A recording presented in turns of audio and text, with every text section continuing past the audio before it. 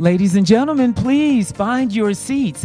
And if you would, come on down to the front. Please come right in, find your seats. Our program will begin in 5 minutes. Thank you.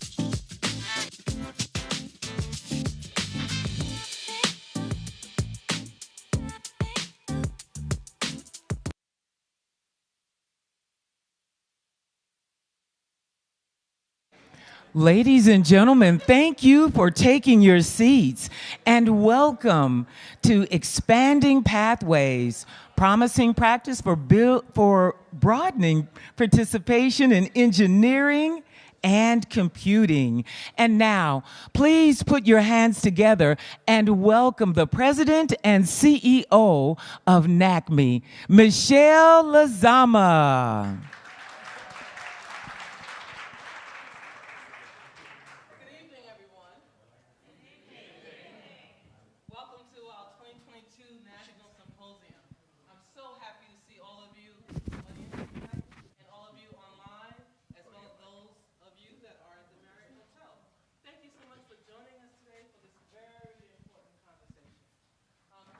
Started, you need to hear me. Checking, okay. Let's start that again. Good evening, everyone. Good evening. Welcome to the National Symposium of NACME. A sincere welcome to everyone in the room here at UPS headquarters, at the Marriott Hotel in Buckhead, Atlanta, and all of you that are online. Thank you so much for joining us for this very important conversation.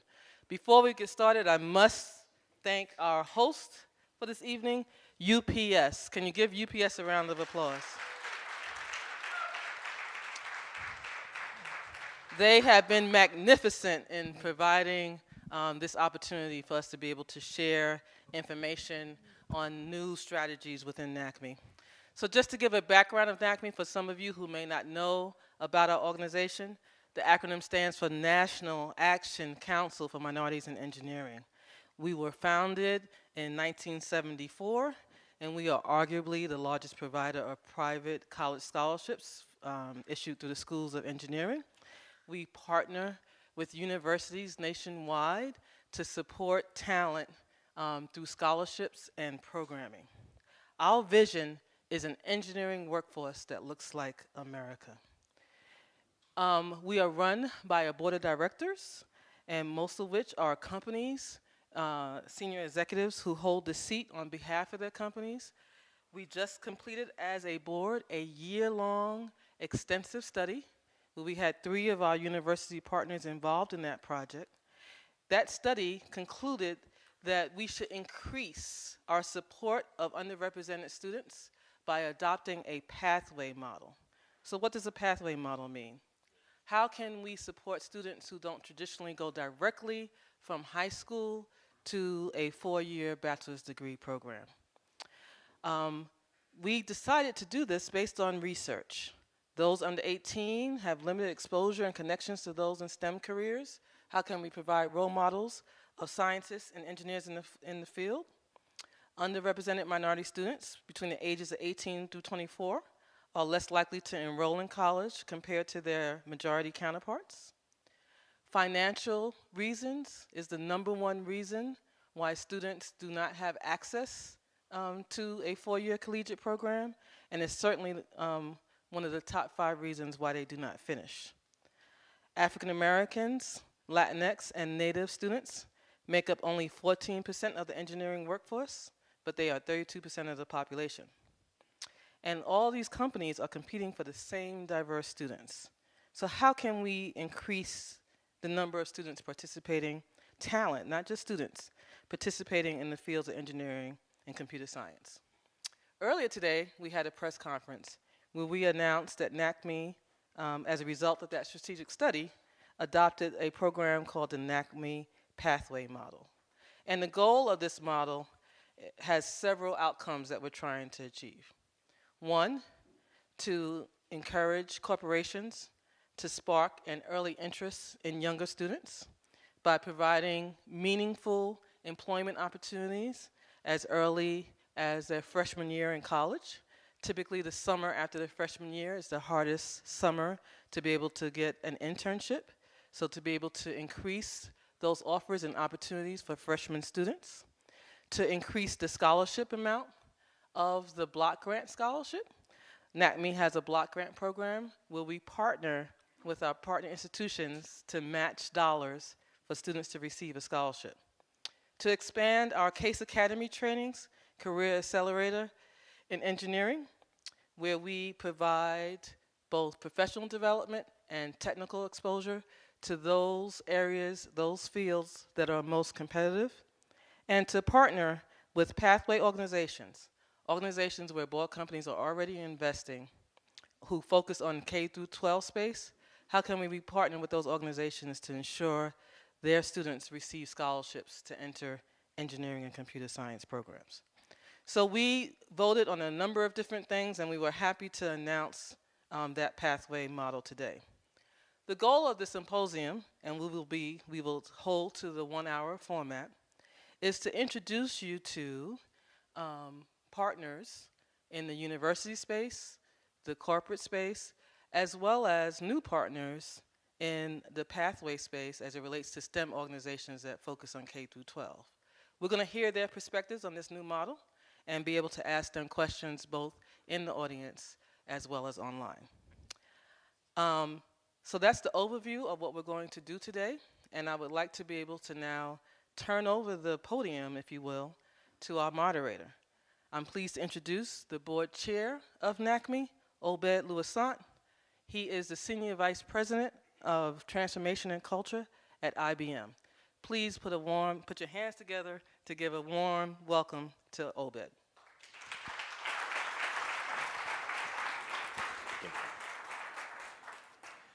Good evening. Come on, you could do better than that. I took 30 minutes to tie this tie.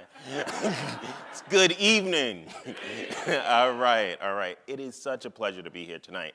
I love being at home. However, doing these types of meetings on Zoom in your study or your kitchen or your dining room is not as much fun as it is engaging with you right here directly. So give yourselves a nice warm round of applause for traveling and being here.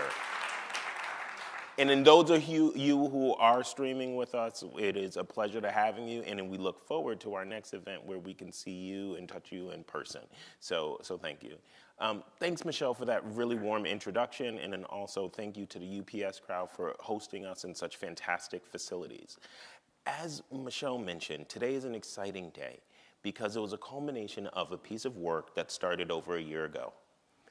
Over a year ago, we looked at the collective hiring and the workforce of all 26 board companies and then looked and reflected at the impact that we had on the US population. And then we said, amongst our organization, we were hiring or employing hundreds of thousands of engineers. And if we started with ourselves to expand pathways, then we can see and accelerate a workforce in engineering and a science or a STEM workforce that looks like America. And that's what started. That was the motivation or the burning platform. And if I had to summarize the what of what we came up with, it's 2 words. And you've heard it and you'll hear it over and over again, but expanding pathways. But then if I were to amplify the how, I would say, in a number of the things that Michelle talked about, is 2 things. That's engagement, better engagement with the students, and greater partnership. And in the engagement, when you talk about engagement, that is more working with students earlier. That's an increasing scholarships and the number of scholars. That's about the case academies, those in expanding interest. So those wraparound solutions for those scholars. And then when we talk about partnerships, it means everyone working together. None of us can do this alone, so as companies, we have to work together in order to address this particular challenge with government, with education, all working in partnership together.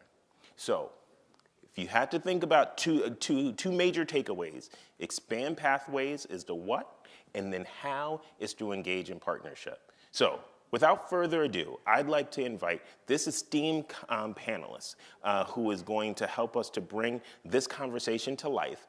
Also, throughout the course of the evening, hour, so we're going to keep to the time, you'll get an opportunity to ask them questions as well. There's going to be mics on both sides. So as you hear them talk, please queue up your particular questions, and we'll make sure that we make this an engagement with all of us. So let me introduce this fine panel. First from UPS is Joel Stinton, who is Global President of UPS Building System and Engineering. Welcome, Joel.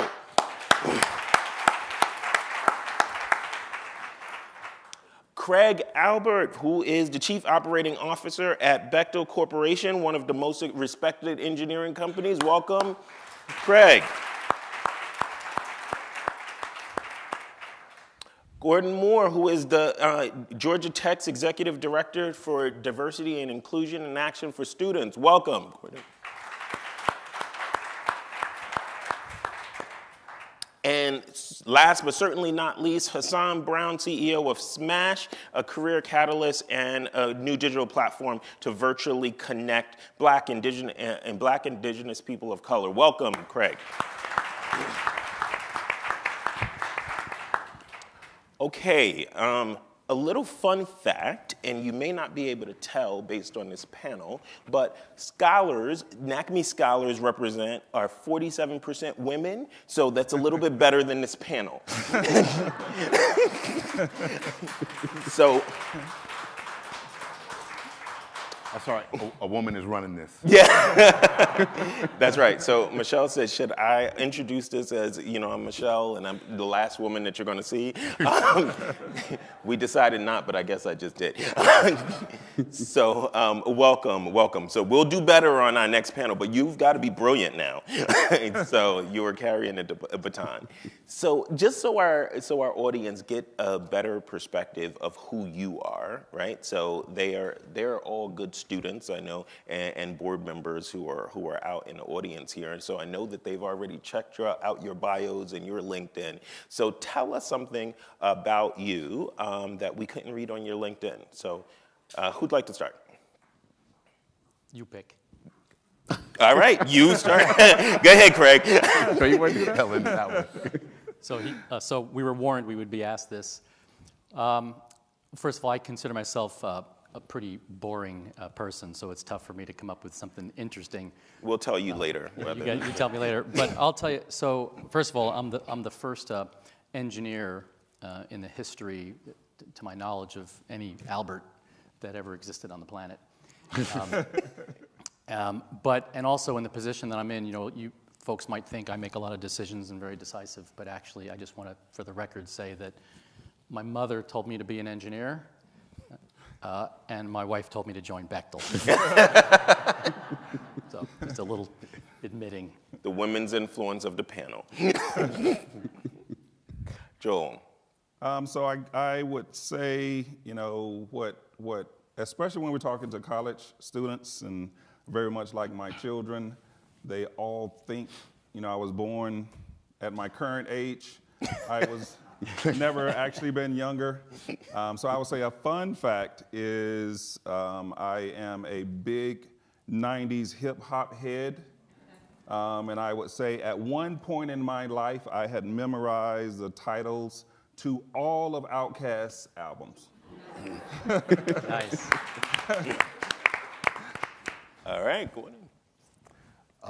So for me, I'll say two things. One, that in my bio, it talks about how I had the distinguished honor of meeting Nelson Mandela at his home. But what was also amazing is when the movie Invictus came out, which is about the rugby team, and when Mandela first became president, I actually was able to see that on opening weekend in a South African theater. Wow. With South Africans. I was very curious as to how they would react to Morgan Freeman playing Nelson, and they loved it tremendously. I was going to ask how they. Yeah, I was completely shocked, but they loved the movie, they loved the story. And the second thing I'll just say is I am an avid and what I believe a truly great poker player. That is my thing, and if I were to leave this career, that's where I would be.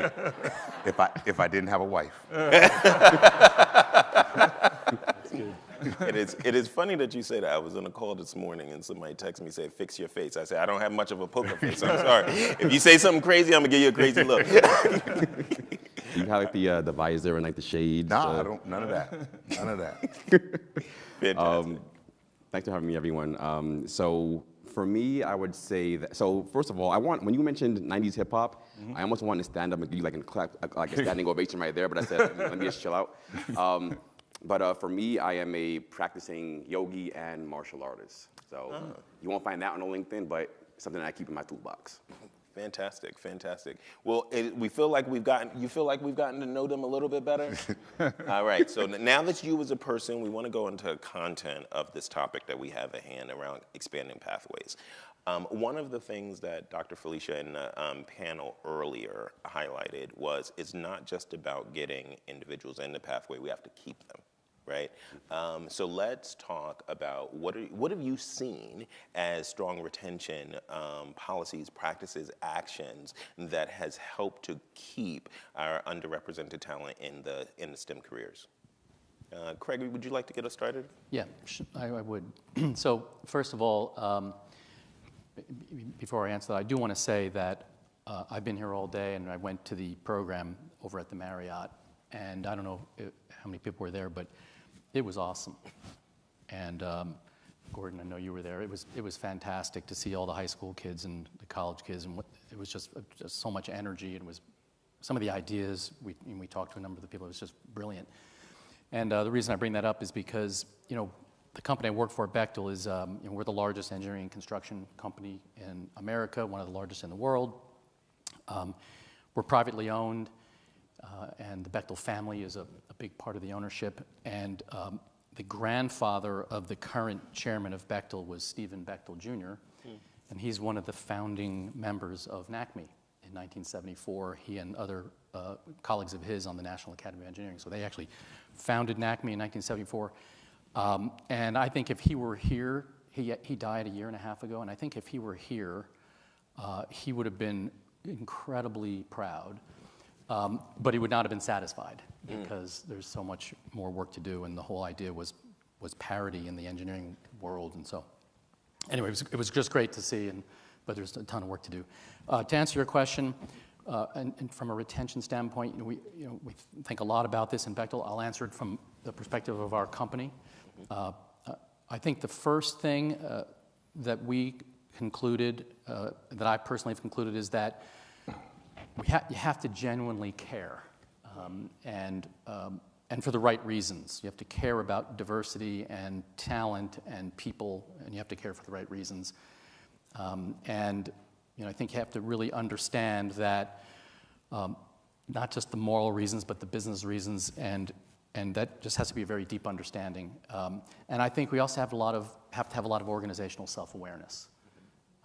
And I think people skip over organizational self-awareness. I remember a moment a few years ago where Kevin Edwards, who many of you know, and I were having an all-hands meeting with a couple thousand people on a webcast, and we basically declared to all of our employees that we maybe we're not the meritocracy we thought we were. We're an aspiring meritocracy as opposed to a meritocracy, and that was really powerful, and there was a lot of self-awareness there because you could see who we were and what we looked like, and so that was really significant. And I think what happens is when people see that, when they see that kind of care, you can't. If it's genuine, people can detect it, and so that's kind of the first thing. The next thing is people need to see the opportunity that they have in any organization. What is the opportunity?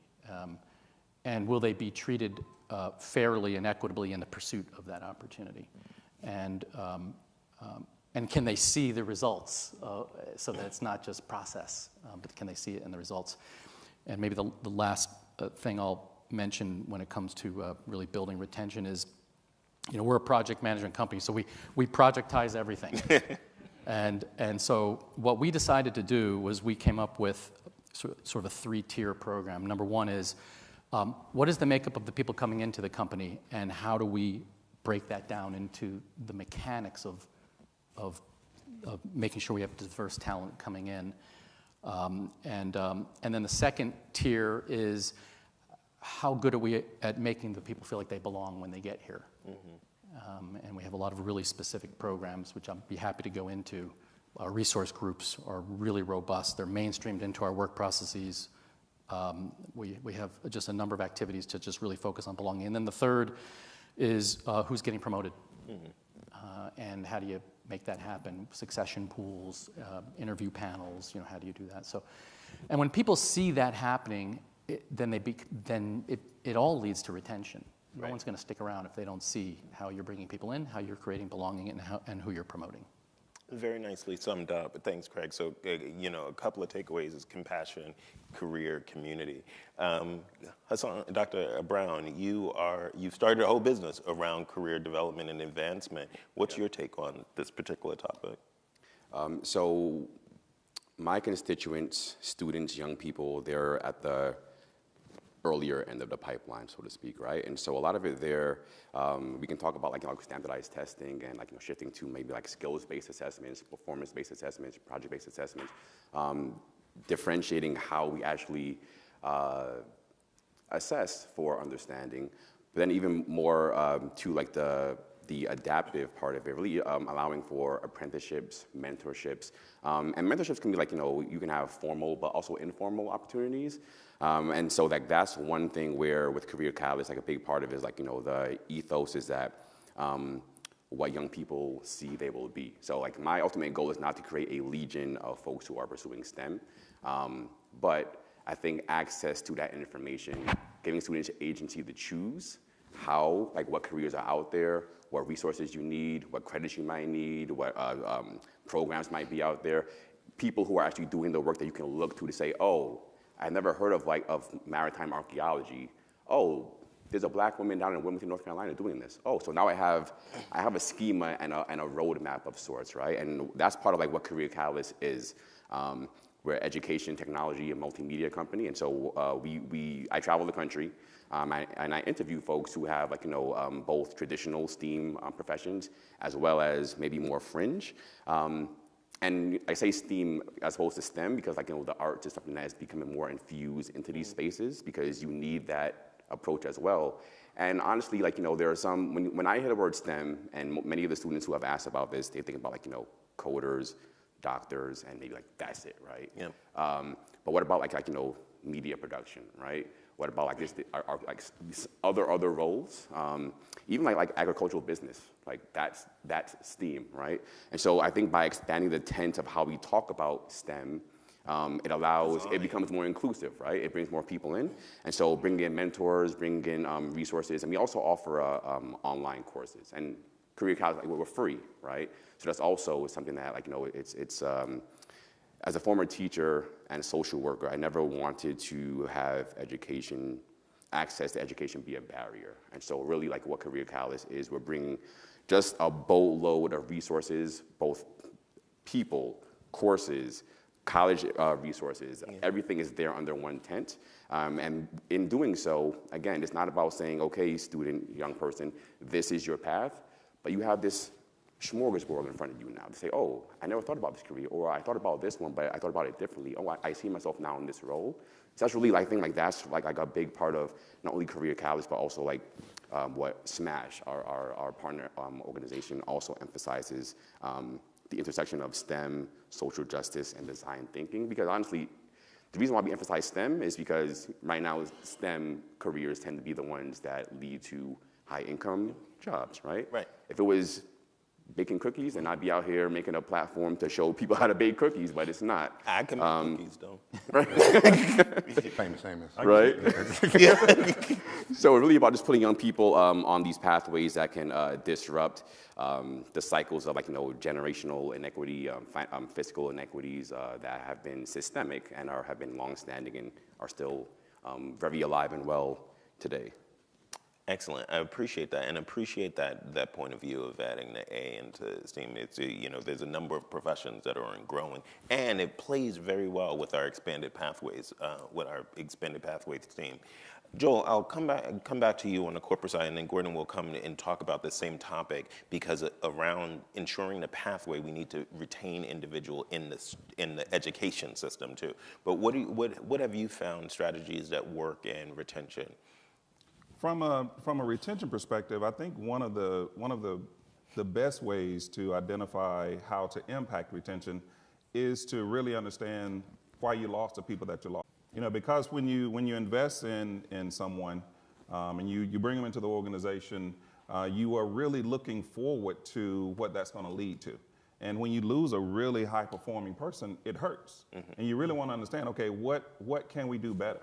And what I've noticed most frequently is really two things: this environment, and then it's interest. So environment is people want to be in a position, in a place, in an organization that feels more like a family. People don't want to be seen as just an employee ID number attached to a paycheck. They want to feel like, you know, these people that I work with every day know me. You know, I've been with UPS for 28 years. I remember when my coworkers were dating who's now their husbands and wives.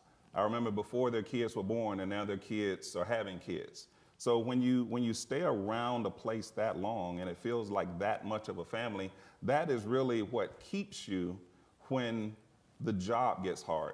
Because sometimes work just feels like work. But when you have a family of people around you helping to support you, you're leaving more than just the job when you decide to leave. And I think the other piece of it is interest, is people want to do something fun.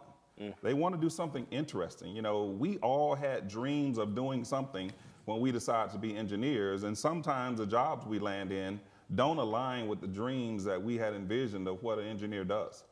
So we recently transformed our entire department just so we could help focus on how do we continue to ensure that these jobs are interesting? How do we redefine what your future can be? And what I often tell young students or very recent students that are new hires is when you consider UPS specifically, 500,000 employees in over 220 countries and territories, to a young new hire, none of that matters, except for the fact that I tell them when you're that big and you need that much, you can redefine your career many, many times over.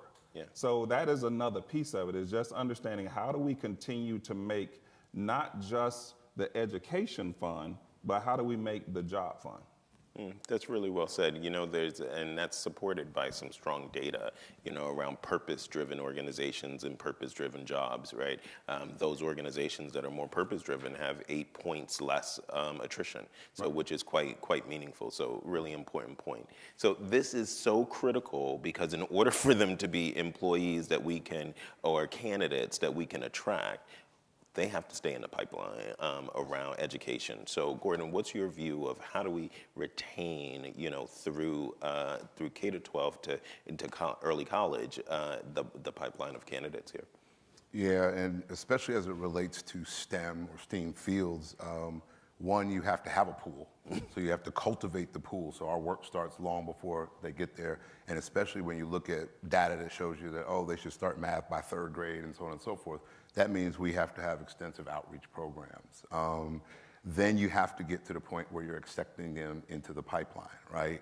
And one of the problems is we're still using acceptance standards that were born, designed, and bred around a population of folks coming in that didn't look like most of the diversity we're talking about, right? And they're still in play. So even though there is data in proof that tells us that the standardized tests have racial bias, we still use them, right? Some schools are starting to get away from that and understanding that. Some schools who left those metrics on the table for COVID had some of their most diverse classes they've seen come in, right? So those are some things, and that's boldness of leadership. Then when they get in the door, you have to support them and cultivate them, and that means building a community. You have to help them build a community amongst themselves so they can support each other. When you're in the work that folks like I am in, you find yourself playing 2 sides of the aisle. One side is you're trying to challenge, push, and encourage these young folks to be all that they can be because you genuinely believe in it, right? I shouldn't be in my role if I don't genuinely believe that these folks can be successful. I also believe that every institution of higher education, once you accept somebody in the door, you must treat them like your job is to get them out the door. And too many of our STEM systems... Graduated, yes. And successfully graduated, right? Graduated. With sheepskin. Yeah, right. Yes. And too many of our STEM institutions hang their badge of honor on how difficult it is and how hard it is. You know, what's interesting, so the community piece has to be built in. And then you gotta have people that look like them. Right? You know, we have stories across all of our friendships of people who went through a whole education and never saw a black professor. You know, I was someone who grew up I went to Morehouse my first year of school, That was the first time I'd ever had a black male professor, and I had 5 of them.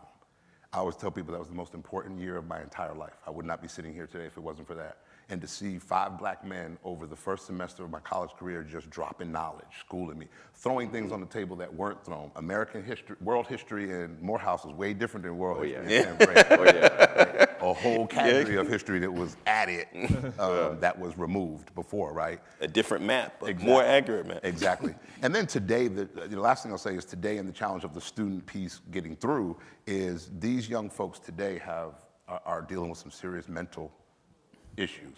Yeah. And engineering, science, and technology does not help that whatsoever. And then if you are an underrepresented individual, that's exacerbated, right? Yeah. So, you always tell if the majority has a cold, the minority has, flu, bronchitis, and all those type of things. So you have to keep that in mind, and you have to be aware, which means you have to have people in the pipeline who understand that going forward. Very well said. And it's amazing how, even though we may be talking about individuals who are students or employees, how similar the strategies are. And so it just means that we have to start early and then stay redundant and consistent. So to that point, it is important for organizations like NACME and from the respective seats that we sit in to work together. What are your thoughts and ideas of how do we partner together more effectively in order to help to address or manage through this dilemma? So I would say, to kind of kick that conversation off, as someone that represents a corporation that sits on the NACME board, it is imperative that we continue to find opportunities to align better between corporations and universities, so that as we see new graduates coming out of university, they are better prepared for the entire breadth of perspective of what corporate America looks like. It is not just the lab. It is public speaking. It is being able to have conversations. It's being able to address failure. It is being able to pick yourself back up and dust yourself off and keep going. And how corporations and NACME can continue to evolve those parts of ensuring that we have the most well-rounded and best prepared recent grads is going to continue to be huge. And I think what we're doing here as we talk about the pathways is understanding that it is a bigger conversation than just the 4-year degree students that are coming out of the major universities. Very much like what Gordon mentioned before, it is the entire process. Is if you're a parent, you understand that even though there isn't as formal of a track system in the US as there might be in Europe, our kids and how they perform on standardized testing and certain class grades in elementary school, they get access or denied access to certain advanced math in middle school. And how they do it in middle school, they get access or denied access to advanced math in high school. And by that time, if that child that simply started to pick up pace later in life decides that he or she now wants to go and be an engineer, they're at a disadvantage. So how can we work more closely with NACME to ensure that we identify those gaps and we fill those gaps? Great. Thanks, Joel. Okay.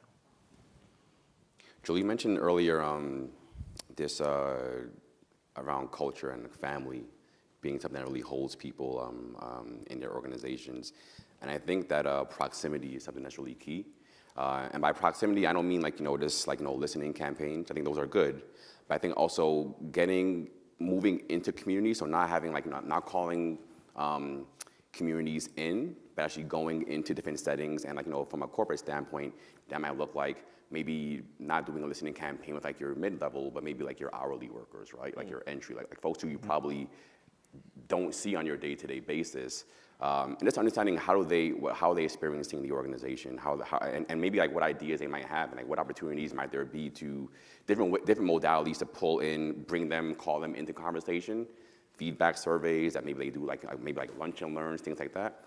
And on the education side, I think a lot of it is also just really centering student voice in a lot of the work, right? And so having student-informed design, even with Career Catalyst, students have been very much at the center of the tone and the flavor, everything that we do. And I think like that creates a sense of ownership, right? When you're actually in community with folks, shoulder to shoulder with them, you learn more about yourself too, as an individual, and as an organization. And I think like we all know here in this room, that the more diverse thinking that you bring into a space, there has never been an instance where bringing more diversity and opinions into a space, when cultivated adequately, where you have like a detrimental effect, right? Because we're all a small sample size of like a broader population. So just being proximate, entering into communities with intentionality, and sometimes corporate culture or the structure of education, our norms may not be the norms that actually would create the context or the fertile soil that we're trying to build. So maybe it's about getting into communities and seeing what are their best practices and how might we bring some of those into like the spaces where we are. So sometimes it's about shifting the power dynamic in a lot of ways. Very good. Thank you. Craig, Yeah, I think that, first of all, it's a great, we're right over the target with this topic. We need more talent, and the world needs more talent. Right now, there's huge competition for scarce talent. And so companies are competing with each other for talent. But just imagine if we all work together to figure out how to grow the talent pool so that the competition can then move to, not for scarce talent, but on ideas. So I think organizations and companies need to work together. One of the things that we've been talking about is, I hear a lot of some executives and other companies say that maybe their pace of change is moderated or paced by society.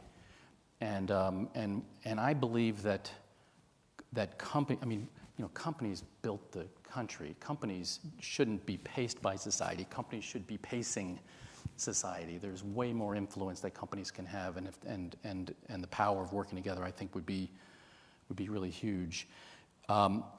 We're a STEM company. Almost everybody, we're very engineering oriented, and since we started really focusing on this, we've now been able. This year we've hired a few thousand people, and it's 45% from underrepresented groups. That's like really moving our needle. It's not where we want to be. We need to be higher, but that's where we're moving the needle. And you've laid down the gauntlet, all of us, 45%. Yep. And so one of the things that we've talked about is, in the construction business, safety it used to be that safety was something that was considered almost like intellectual property. And then the industry matured and was like, wait a second, safety. And so we started sharing safety practices with each other, with our competitors. It didn't matter. It's like it's off limits for competition. We want everybody to be safe, not just our people. And I just think we ought to consider the exact same thing when it comes to how do you get more STEM into the field. How do you create belonging? Right now there's a lot of competition, so it's kind of intellectual property. But we got to get to a place where we're working together because it's just what the world is. Just what we need is what needs to be done. We ought to be sharing lessons like we do in safety. Yeah. There is an important point that you made, Craig, and then also this is similar. I want to pull the same thread from one of the things that you mentioned, Hassan. You said go to the hourly workers, right? Go, and then as you described where you are in your progress in your hiring, data, right, does suggest that the available skilled labor force is just as diverse. The skilled technical workforce is just as diverse as population.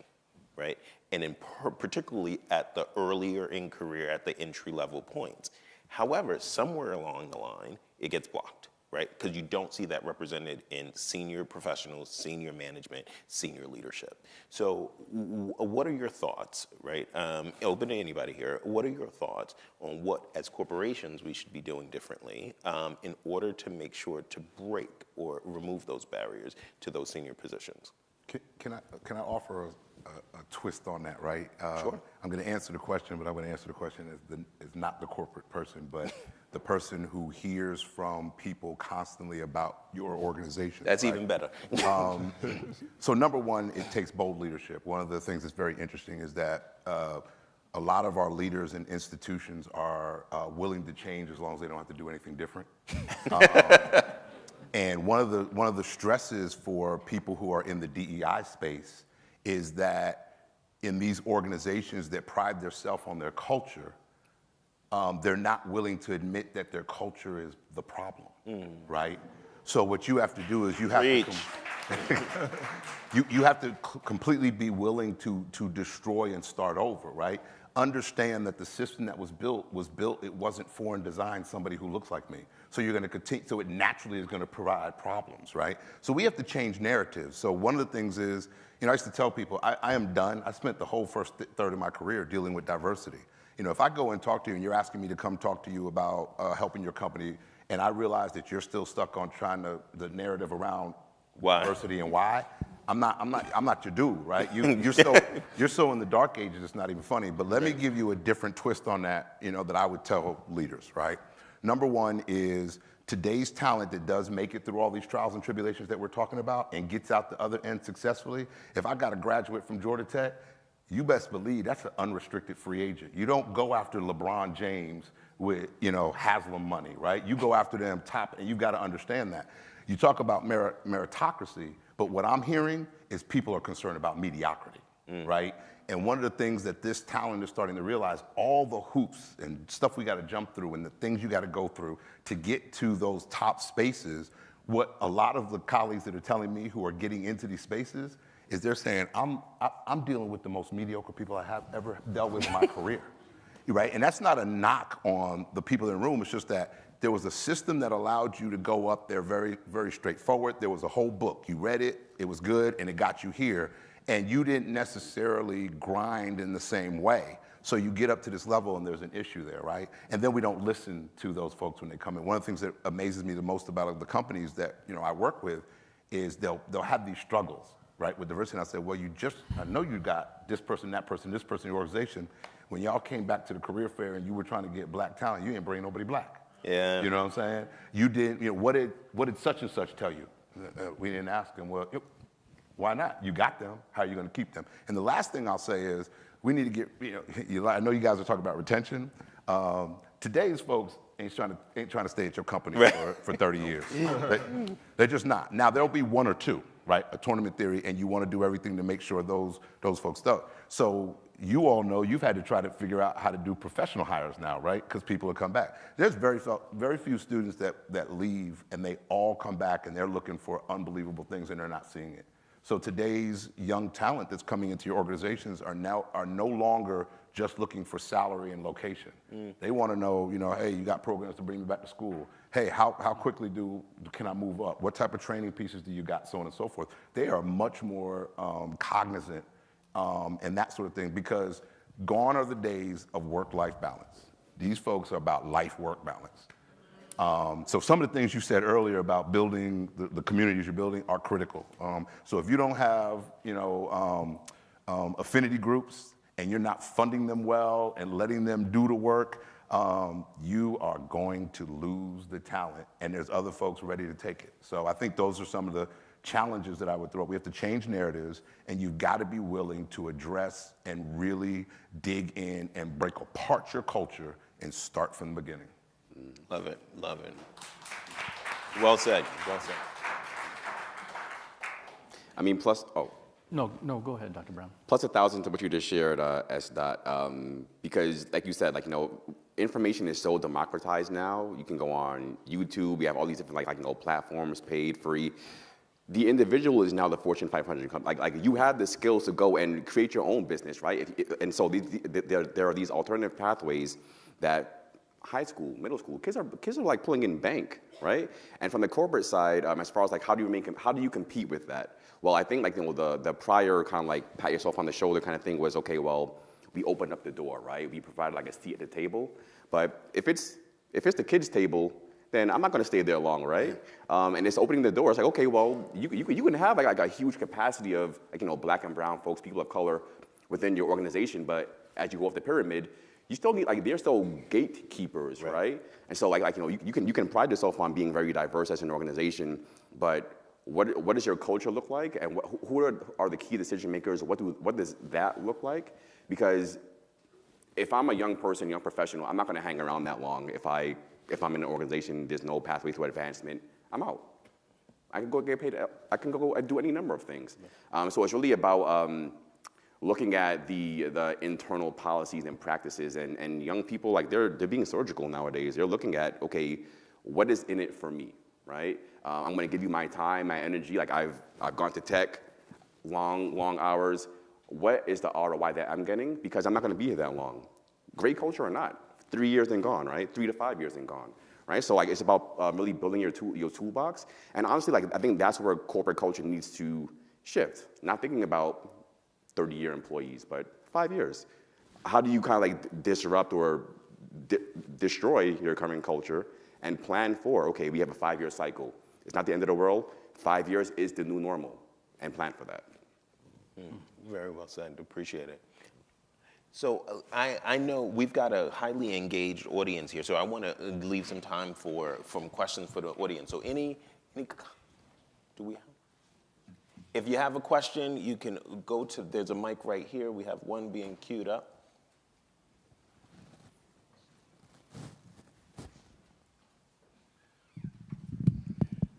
Good evening. This has been very exciting to listen to all of you and your perspectives.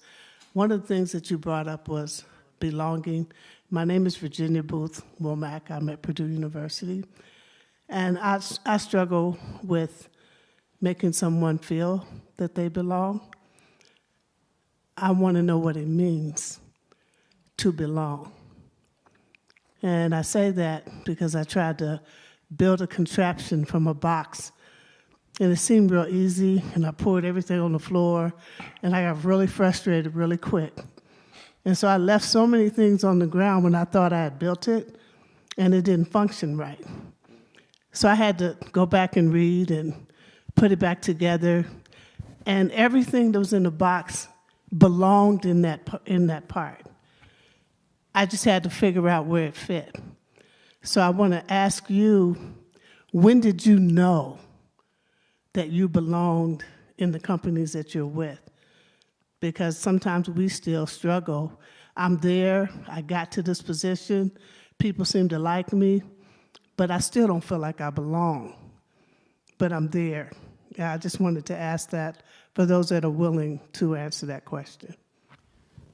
I'll take it first. So I think your belonging is renewed time and time again. It depends on the season of life that you're in. I have had opportunities. So I can reflect on 2 recent memories. So a couple lives ago, in a corporate perspective, I had a really, really tough meeting. And as a result of that tough meeting, I am arguing with someone that's 3-4 pay grades higher than me. I came out of the meeting, I said, okay, this is the day I get fired. And I went to my management structure really to just give them a heads up. Look, this is what you're gonna hear. You know, let me know where I'm supposed to leave my laptop when the day's over. But instead of hanging me out to dry like I had come accustomed to expecting was gonna happen, the leader I was working for went to the people that were in that room, not just the person I was arguing with, but the other people that allowed it to happen, and held them accountable. So that I had presidents of the organization calling me, apologizing to me. That makes you feel like you belong. That shows you, that confirms for me, I belong. I renewed my contract that day. Mentally, emotionally, I renewed my contract. And I would say the last one was in 2020, when, excuse the expression, the whole world went to hell. I happened to catch the original version of COVID. So March 2020, I find myself with COVID, double pneumonia, in the hospital on oxygen. And my organization wrapped their arms around me in a way that confirmed I belong. Yeah, that's nice. Yeah, maybe I'd like to add, first of all, it's hard to, that's really hard to top. Did so you have original COVID, Craig? I had it, but not like that. You can't have that 2022 version. I had the 2022. It was a sniffle and a cough. Very mild. The way, so when I think about belonging, think of it a lot of different ways, but to try to get right at your question. So to me, belonging is when you are completely unconstrained in your environment to contribute, add value, it's encouraged, it's welcomed, it's appreciated. People are living up to their full potential and there are no constraints on what they can offer. And they do offer it. And I do try, and this is going to sound kind of strange, but I do try to replicate my own experience, but my experience is so different. So it's kind of a weird way to look at it. But that's one of the reasons, at least in our company, we have what we call these resource groups, where we try to understand what belonging means to a Black population, a Hispanic population, an LGBTQ population. What does it mean? And then we have those individuals who are our individuals help us with our policies. They're participating in interview panels to make sure the choices we make. So there are a lot of actual steps that can be taken to try to replicate for all of our populations what I probably unfairly experienced. Thank you. Let me add to this. So to the question of belonging, when to me is the day you feel like you can walk in there and bring your authentic self. You can be who you are, you don't have to shut off. So to that, I would say, I'm not there yet at my institution, and I've been here almost 30 years, right? But what ends up happening is, as my community of supporters and champions grew, I got more and more wind beneath my sail, and I was able to do things. What happens is, over age and time, and you start to feel like you're supposed to be in the room, you start to not care as much. But that's me as a Black man in a situation where I know you spend whole your life wearing a mask, navigating, worried about this, that, and the other. And then I've got colleagues who walk in the room and just be themselves. And so you had to get comfortable with being uncomfortable. What I found is I've gotten older, more senior, and much more closer to retirement. I literally had a colleague 2 weeks ago, we were in a meeting and we walked out and they said, can you walk with me? I said, yeah, I walked over there and said, you have lost all parts of your filter. But that is so liberating. But I made a major mistake in my career 2 years ago. I had never done something like this late in my career. That's probably the day that I knew I belonged, because it was the type of mistake that a number of folks I know would have been fired and let go. And I had people, the chief HR, the chair of ME, our now dean of engineering, et cetera. All those people came and said, whatever y'all do, he can't go. He need to be here. That's when I knew. So I didn't have to get belonging from everybody, but I got belonging from enough people that I'm comfortable and I'm good. Good. Thanks for sharing. Yeah. Other questions? Cannot see anything.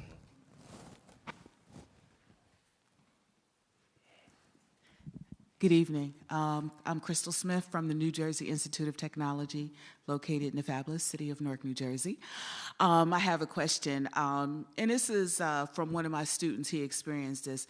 He got recruited at NSBE, loved it, went to the workplace, and I guess when you guys talk about the philosophy that's up here, top level, how do you make sure it dwindles down? Because when he got there, he experienced a lot of racism in Boston, and they recruited him to go there, but they didn't treat him well while he was there. Now, you guys have this philosophy, but the people who are on the ground level with these interns didn't express that same philosophy. Now, he had coworkers, people who worked there, they would walk by him and say, be careful. But that's not helping them out on that level. So I would certainly say that I don't know the organization, but when people talk about diversity, equity, and inclusion, it sounds like the company was focusing only on the diversity, which is a number, and not enough attention on the equity and probably zero attention on the inclusion. It is, do you have a voice? Is your voice respected? Do people care about where you come from, what you think? Do you feel comfortable taking your authentic self to work? And it requires all of those things to happen. That's that whole community we talked about. That's the family we talked about. And not all organizations have figured out the secret sauce. And even within organizations, people often quit their manager. Yes. They quit the person they work for more often than they quit the company they work for.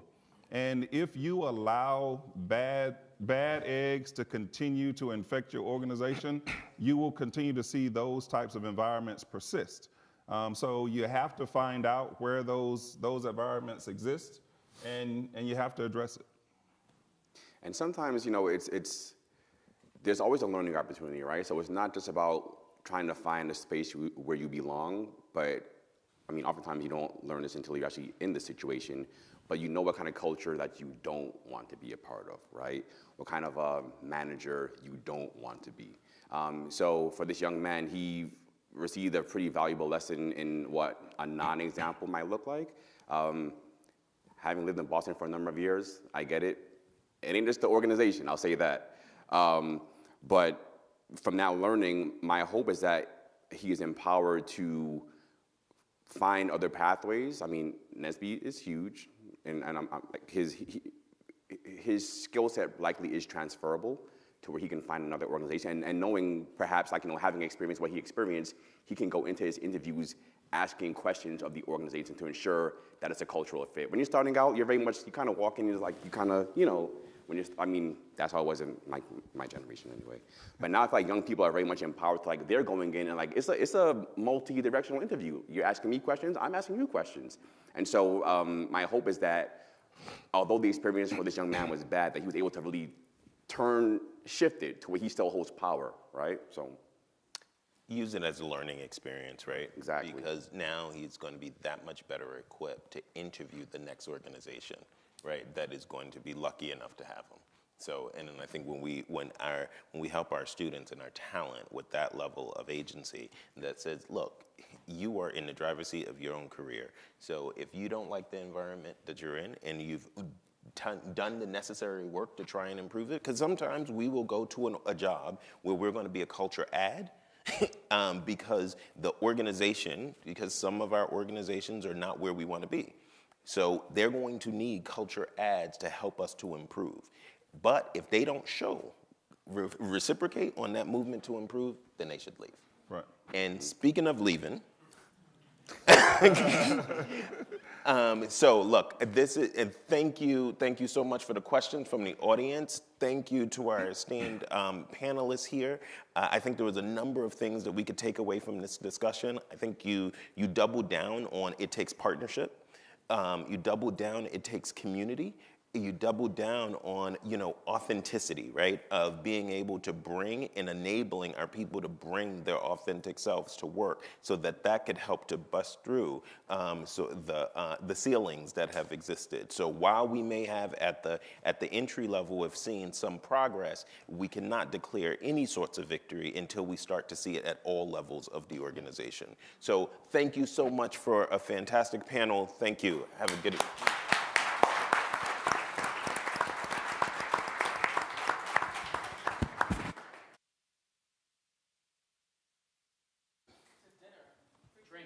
Drinks.